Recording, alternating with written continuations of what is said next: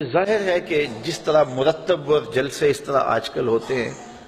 دور رسالت مآب میں اس طرح کا تو رواج تھا ہی نہیں۔ اب جتنے بھی مسالک اور مذاہب کے اندر ہوتے ہیں، پروگرام ہیں، جلسے ہیں، تقریبات ہیں، جلوس ہیں،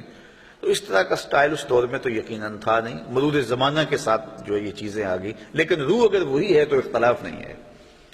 باقی اس عنوان سے بیٹھے ہوں، بات کی ہو، تو یہ صحیح احادیث سے ثابت ہے۔ حضرت امیر معاویہ رضی اللہ تعالیٰ عنہ کی مرویات سے ہے کہ حضور علیہ السلام مسجد نبوی میں تشریف لائے تو صحابہ بیٹھے ہوئے تھے، تو بیٹھ کر کے وہ ان کا باہمی کسی عنوان سے گفتگو کا، جلسے کا سٹائل تھا، بلکہ حدیث کے لفظ ہیں کہ حضور آئے تو فرمایا ما اجلسکم، تم کیوں بیٹھے ہوئے ہو، تمہارے اس جلوس کا، بیٹھنے کا، جلسے کا کیا مقصد ہے؟ تو صحابہ نے جو جواب دیا وہ سننے کے قابل ہے۔ انہوں نے کہا جلسنا نذکر اللہ و نحمدہ علی ما ہدانا للاسلام و من علینا بکا، حضور ہمارے بیٹھنے کا مقصد یہ ہے کہ ہم اللہ کی حمد بول رہے ہیں، اس کی ثنا کر رہے ہیں، اس کا شکریہ ادا کر رہے ہیں اس بات پر کہ اس نے ہمیں ہدایت اسلام دی اور آپ کی صورت میں ہمارے اوپر کرم فرمایا، وَمَنَّ عَلَيْنَا بِكَ، آپ کی صورت میں ہمارے اوپر کرم کیا۔ اور اگر اس کو حضرت حسان بن ثابت کے لہجے میں دیکھنا چاہو تو ان کے لفظ صریح لفظ یہ ہیں مَنَّ عَلَيْنَا رَبُّنَا أَن بَعَثَ فِينَا مُحَمَّدًا صلی اللہ علیہ وسلم، ہمارے رب نے ہمارے اوپر احسان کیا ہے کہ محمد عربی عطا کر دی۔ اور اگر اس کا اردو میں منظوم ترجمہ چاہو تو یہی ترجمہ ہوگا فضل رب العلا اور کیا چاہیے، مل گئے مصطفیٰ اور کیا چاہیے۔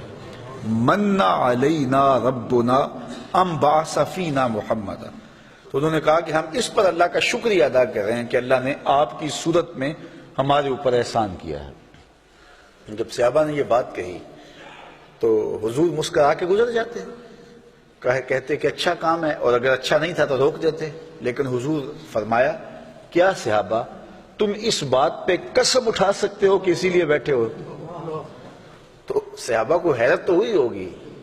کہ اس بات پر قسم لینے کا کیا مقصد ہے، لیکن حضور نے کہا تو انہوں نے برجستہ عرض کی حضور ہم اللہ کی قسم اٹھا کے کہتے ہیں اسی لیے بیٹھے ہو۔ حضور نے باقاعدہ حدیث میں آتا ہے، مسلم کی روایت ہے، سنن نسائی میں ہے، باقی کتب حدیث میں ہے، حضور علیہ السلام نے ان سے قسم مانگی مجھے قسم دو کہ تم اسی لیے بیٹھے ہوئے ہو۔ تو صحابہ نے عرض کی حضور ہم اللہ کی قسم اٹھا کے کہتے ہیں ہم اسی لیے بیٹھے ہیں۔ تو حضور نے قسم مانگی ان سے اور انہوں نے سب نے باقاعدہ قسم دی، ہم اللہ کی قسم اٹھاتے ہیں، ہم اسی لیے بیٹھے ہیں کہ آپ کی صورت میں اللہ نے جو ہمارے اوپر انعام کیا ہے اس پر اللہ کا شکر ادا کر رہے ہیں۔ تو جب صحابہ سے باقاعدہ حضور نے قسم لے لی اور انہوں نے قسم دے دی تو حضور علیہ السلام نے فرمایا صحابہ میں تم سے جو قسم لی ہے وہ کسی تہمت کی بنیاد پر نہیں لی، کوئی شک نہیں تھا تمہارے قول کی صداقت پر کہ میں نے قسم سے تصدیق چاہی ہو، بلکہ ماجرا کچھ اور تھا، اور وہ کیا تھا کہ میں حجرے میں تھا، اتانی جبریل علیہ السلام، میرے پاس حضرت جبریل امین آئے، تم باہر بیٹھ کے مجلس کر رہے تھے اور میں حجرے میں بیٹھا ہوا تھا، اتانی جبریل علیہ السلام، اور میرے پاس جبریل امین آئے فاخبرنی ان اللہ یباہی بکم الملائکہ، مجھے جبریل نے آ کے خبر دی اے صحابہ تمہارے اس عمل پر اللہ فرشتوں میں فخر کر رہا ہے، تمہارے اس عمل پر، فاخبرنی ان اللہ یباہی بکم الملائکہ، تمہارے اس عمل پر اللہ فرشتوں میں ناز کر رہا ہے، فرشتوں میں فخر کر رہا ہے کہ میں نے ان کو ایک نعمت دی تھی، کتنے قدردان ہیں کہ اب بھی بیٹھ کے اس کا شکریہ ادا کر رہے ہیں۔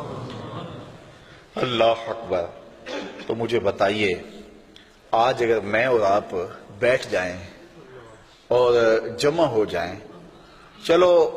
بیٹھنے کی جگہ پر چراغاں بھی کر لیں، نیچے اچھی چٹائیاں بھی بچھا لیں، اب اتنی آوازیں نہیں ہیں کہ زور سے بول کر آخری شخص تک آواز پہنچائی جائے، چلو سہولت کے لیے لاؤڈ سپیکر بھی لگا لیں،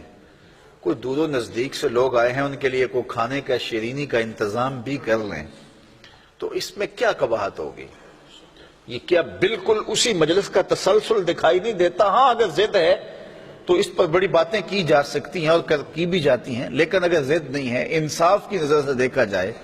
تو اگر اسی عنوان سے میں بیٹھ جاؤں اور آپ بیٹھ جائیں اور ہم جو ہے وہ اپنے رزق سے اس کے لیے کوئی دوستوں کے لیے اہتمام بھی کھانے کا کر لیں اور حضور علیہ السلام کی سیرت کو عنوان چھیڑ لیں، فضائل و مناقب کی باتیں کر لیں، تو اس میں کوئی قباحت نہیں ہوگی۔